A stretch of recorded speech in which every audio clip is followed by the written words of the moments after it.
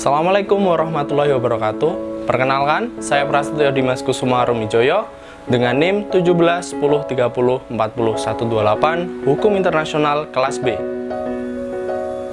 Di sini saya akan membahas terkait dengan Konvensi Wina 1969 Pasal 5 dan Pasal 6. Namun, sebelum masuk kepada pembahasan dari Pasal 5 dan Pasal 6 Konvensi Wina tersebut, saya akan terlebih dahulu menjelaskan terkait dengan sejarah Konvensi Wina 1969.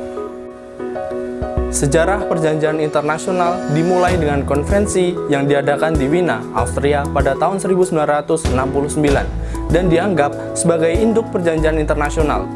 Konvensi Wina atau Wina Convention on the Law of Treaties adalah suatu perjanjian yang mengatur mengenai hukum internasional antara negara sebagai subjek hukum internasional yang berlangsung pada 23 Mei 1969 dan memasuki into force atau mulai berlaku pada 27 Januari 1980.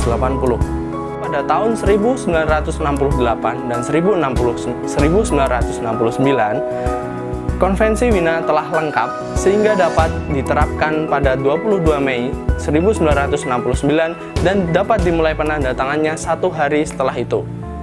Selanjutnya adalah pembahasan terkait dengan Pasal 5 dan Pasal 6 Konvensi Wina 1969. Di sini saya akan menyampaikan Pasal 5 terlebih dahulu. Pasal 5 tentang perjanjian yang merupakan organisasi internasional dan perjanjian yang diadopsi dalam organisasi internasional. Isi dari pasal 5 tersebut akan saya bacakan dalam terjemahannya. Konvensi ini berlaku untuk setiap perjanjian yang merupakan konstituen dari organisasi internasional dan perjanjian apapun yang diadopsi dalam organisasi internasional tanpa mengurangi aturan-aturan organisasi yang relevan. Di sini saya akan menjelaskan terbagi dalam 3 unsur.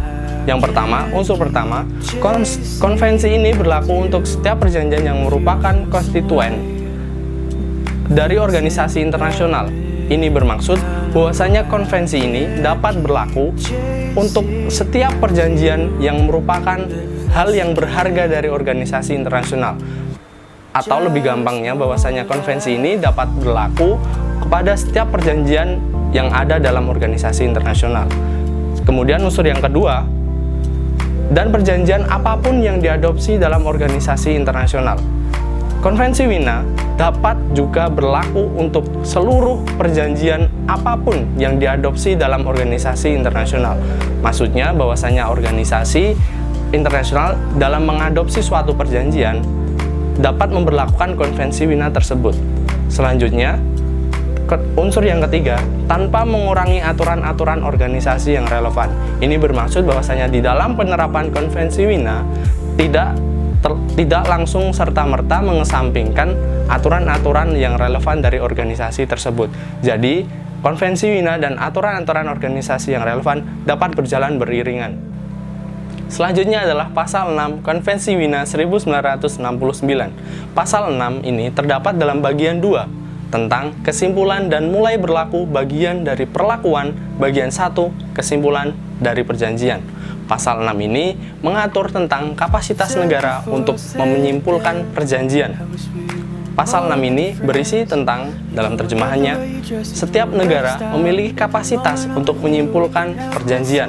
Ini bermaksud bahwasanya negara sebagai subjek hukum internasional mempunyai kapasitas atau kebebasan atau kewenangan untuk menyimpulkan sebuah perjanjian berdasarkan dengan apa yang mereka pahami sendiri.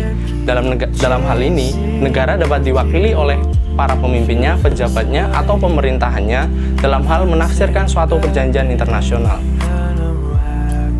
Mungkin itu yang bisa saya sampaikan. Apabila banyak kesalahan, mohon maaf. Apabila ada kritikan, masukan, ataupun saran, dapat tulis di kolom komentar. Jangan lupa like, subscribe. Terima kasih. Saya Dimas, pamit undur diri. Wassalamualaikum warahmatullahi wabarakatuh.